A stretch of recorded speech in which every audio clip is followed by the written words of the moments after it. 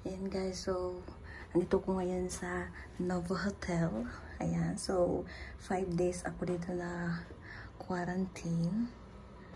Ayan, so ito yung ano nila, bathroom nila.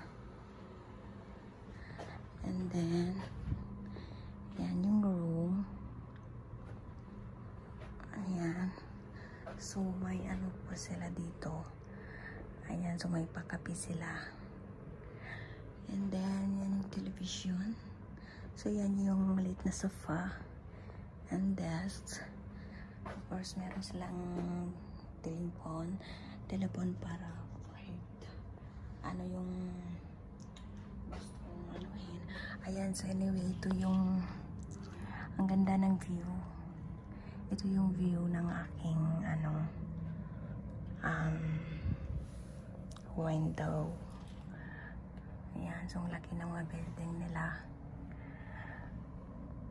Yung swimming pool, nandun sa kabila. Ayan, so yan po. Ayan. Novo Hotel.